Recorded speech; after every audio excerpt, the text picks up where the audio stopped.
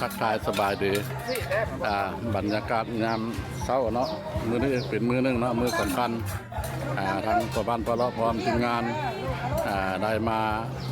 เที่ยวชมเอาพระองค์แสนบ้านสังลงเนาะก็เลยได้มานั่งเสาเมื่อยอยู่โต๊ะอยู่ห้านเพิ่นนี่ละมาสบายดีนางสบายดีเห็นจังไดได้ขายดีอยู่บ่ได้ขายดีอยู่นะสบายดีแม่ค้าตาหวานขอโทษซื้อจังไดเนาะโอ้ยเสื้อมณีวรโดยมณีวรโอ้ยกระสมซื้ออยู่เนาะ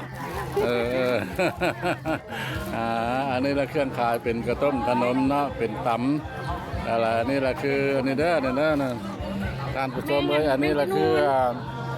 อันนั้นเขาห้องว่าอันนี้เราเป็นสัตว์ป่าเด้อสัตว์ป่าเนี่ยเป็นเขาห้องว่าตัวแมงขนุนเลยว่าเพิ่นไปก้านเอาตามใบอย่างใบขามอ่อนหรืออย่างละอันนี้ก็แม่นของป่าที่กันละมังสวิรัติอันนี้ละของทะเลเครื่องขายเพิ่นได้มีตำมะฮุ่งมาเด้อมุนหนุนเด้อพี่น้องบ้านสังเด้อถ้าผู้ใดอยู่ไกลอยู่เคียงเห็นแล้วก็มาแวะอุดหนุนเพิ่นได้เพิ่นใจดีได้กันว่าทึกใจเพิ่นแล้วเพิ่นให้กินฟรีเพิ่นว่านะแม่น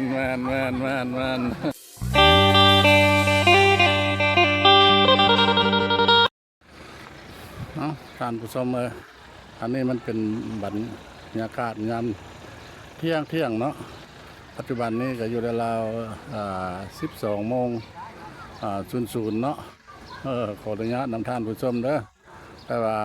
ภาพนี้มันก็บ่ค่อยนิ่มไปไหนเนาะเพราะว่ามันแดดเนาะแดดกับฮ้อนแท้ฮ้อนว่าอันนี้เราอยู่สถานที่เดินโรงเรียนมัธยมเนาะบ้านสังอยู่ที่บ้านสังเมืองซื้อบางไฟแข่งขมวนแต่มื้อนี้ละมันเพิ่นได้เอาพระพุทธรูปเนาะก็คือย่าแม่เทวาย่าแม่เทวาละครูบ้านครูเมืองชาวเมืองเสือบางไฟหรือชาวแข่งขมวนของเฮาดำนาถือตาละมื้อแรกนี่เราสิได้มีการครบงานเนาะเท่าไร7 มื้อพอละบ่เนาะ7 มื้อ 7 คืนจังสิได้เอาพระขึ้นแต่ว่าเพิ่นเอาลงมื้อนี้พระบ้านสังเด้อย่าแม่เทวาเพิ่นได้เอาลงแล้วอันนี้ละคือว่าสถานที่ลำวงวงดนตรีเพิ่นก็ย้ายโตโหราณเนาะมาเต้นมาดีดเด้อผู้แซ่ผู้สาวผู้บ่าวผู้แพรวคำเริ่มตั้งแต่แรกเนาะเป็นต้นไปมี7 มื้อ 7 คืนพอละอันนี้เราอยู่สถานที่เดินโรงเรียนเด้ออันนี้ก็ไปทางนี้ก็คือว่าติดกับทางเนาะทางเขาวัดแล้วก็มีห้างห้านเนาะห้างห้านเพื่อนขายเครื่องขายของนี่แหละหลายๆยังบริมาโฮมแท้อาจจะแมลงอาจจะมีหลายกว่านี้เนาะอันเห็นแล้วก็อยากมาดิ้นมาเที่ยวก็มาได้เด้อผู้แซ่ผู้สาวผู้บ่าวผู้แพรวครอบครัวมาสร้างสรรค์กินพอประมาณเนาะพอม่วนพอซื่นจะกินไก่ครบเครียดเด้อพี่น้องเด้อ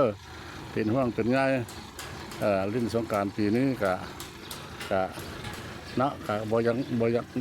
นั้นแล้วก็บ่ยังงามบ่ยังคักปานใดเนาะเพราะว่าไม่ยังบ่เคยเห็นก็เห็นเนาะในท้องปีนี้น่ะเดือนก็เป็นสีแดงคือไม่อย่างโลกโซเชียลเพิ่นก็ว่าไม่อย่างหมูกินเลือดบ่แต่จะให้ระมัดระวังเนาะการม่วนการซื่นแต่ถ้าผู้ใดรู้เห็นแล้วก็มาดิ้นมาส้มเด้อเริ่มแต่อันนี้คือห้านขายเพิ่นเด้อเป็นเฮ็ดทอดเฮ็ดคืนขายเนาะในค่ำคืนแมลงนะมาดิ้นมาเที่ยวดูสถานที่อันที่แรกกับบุญสงกรานต์เนาะอยู่ที่บ้านสังเมืองเสือลงไฟแข่งขมวนก็จะได้เริ่มแต่ค่ำคืน เมื่อแรงนี่เป็นต้นไปเนาะ อย่าพลาดอย่าส้มสละโอกาสมาม่วนมาซื่นโอดนตรีก็ง่ายโตร้านอันนี้มันเป็นเครื่องค้าเครื่องขายของนั้นเพิ่นเพิ่นมาขายเครื่องขายของเตรียมต้อนรับคนที่ว่ามาลิ้นมากินเนาะมาลิ้นบุญปีใหม่อยากซื้อเครื่องซื้อของติดไม้ติดมือเมื่อเผื่อใครอยากมา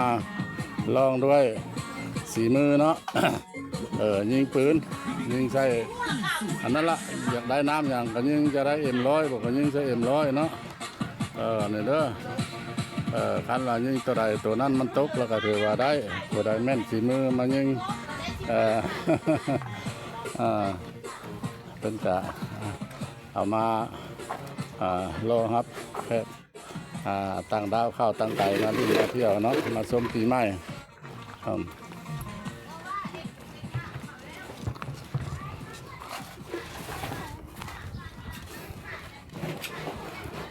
สบายดีเป็นยังไงได้ขายดีอยู่ปะน้ำอ้อยนะมาไทยหามา มันฮ้อนแดดในเฮ็ดไปยังมันอันนั้นมันพวกเข้าแล้วถูเอาอาจจะแล้วเอาผ้าถูผ้าเอาเล็กสีเพื่อว่าฉีมันถือมากมามือเล็กลูกเต้าบ่ได้มาขายซอยปะโอ้ค่ะลูกโอ้ขายคนเดียวจังนั้นมาตะบ้านไหนมาตะบ้านนี่ปะบ้านนครมาตะบ้านนครบ้านนครทุ่งนครเก้ามาจนพุ่นแล้วเนาะจนละเม็ดสุด7 มื้อพุ่นบ่เพิ่นเอาผ้าขึ้นละ7กำหนดเพิ่นละ7 มื้อเนาะมื้อหน้าสิมาดิ้นมาเที่ยวมื้อนี้ล่ะมาเช้ามาแต่เช้าแล้วให้มันทัน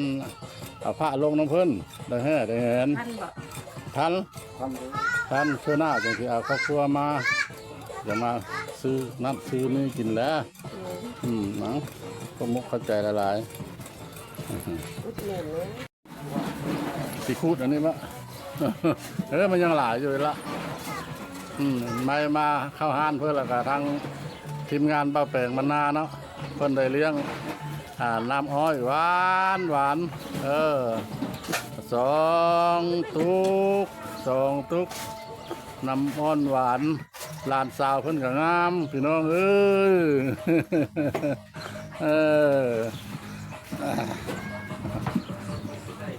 คักละเด้อคักหลายเพิ่นได้น้ำอ้อยกับน้ำอ้อยหวานเนาะลานสาวกับลานสาวงามอีกบ่านี่หมดแล้วจะน้อยอะไรสิการปั้นน้ำบ่ทันแล้วเนี่ยแค่ขึ้นมาซื้อมันฮ้อนมือมันแท้เนี่ย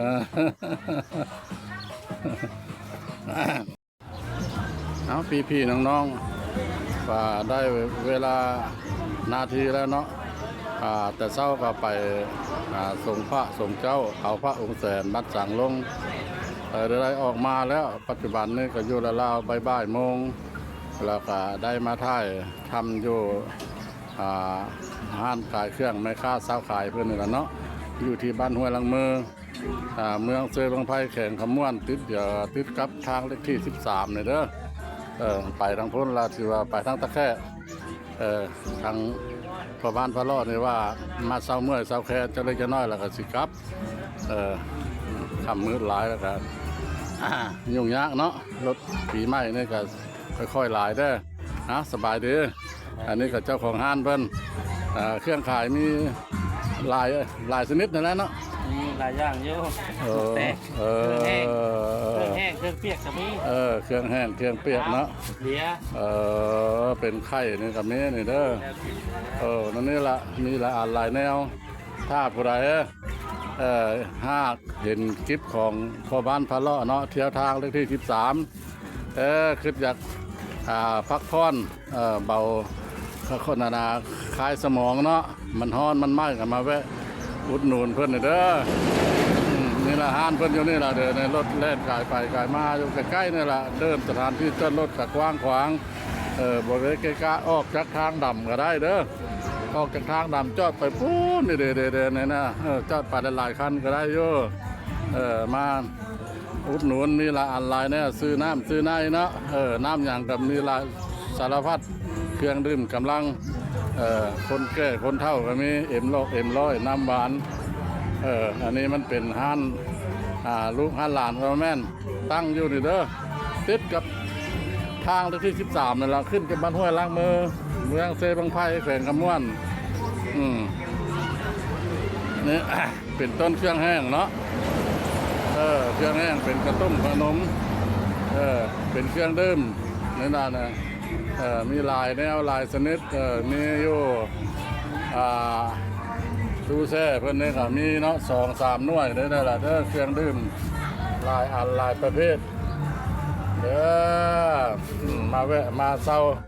มาอุดหนุนนะแม่ค้าเพิ่นแน่แม่ค้าเพิ่นก็ใจดีได้อันว่าถึงหูเพิ่นล่ะเพิ่นลดราคาให้ทันทีลดปีใหม่นี้ล่ะมีโปรโมชั่นเด้อเพิ่นว่าเด้อซื้อ2แล้วแถม1ข้าวต้มขนมมันยังก็ได้ แม่ค้าใจดีแม่ค้าใจดีพ่อค้ากับพ่อค้าใจดีอยู่ในข้างวัดบ้านห้วยหลังมือนี่เด้อคือเป็นอย่างที่ว่าทางมดทางมวลเนาะการถ่ายทำเนาะเลยอันนี้มันเป็นของกินเด้อเป็นของกินอันนี้นะมันเป็นทางน้ำแกงเพิ่นน้ำแกงเพิ่นก็ขายเด้อจะซื้อใส่ตู้ใส่รถใส่รางไปกินตามทางก็มีน้ำแกงเด้อมีน้ำส้มน้ำหวานหลายชนิดเครื่องคำของขายเพิ่นหลายอันหลายอย่างการถ่ายทำเนาะทางมดทางมวลที่ว่าได้ออกมาพักผ่อนอยู่เงินลูกเงินหลานอยู่บ้านห้วยหลังมือนี่ละสิพอประมาณนั้นล่ะจากไปนี้ได้2 คลิปเลยเจ้าจากไปนี่ล่ะจะขออนุญาตนำFCภายในหรือต่างประเทศเนาะขอจบคลิปนี้ไว้เพียงส่ำนี้โอกาสหน้าจะพาท่านผู้ชมไปฮู้ไปเห็นไปเบิ่งอีกหลายๆบ่อนคำว่าสบายดีสวัสดี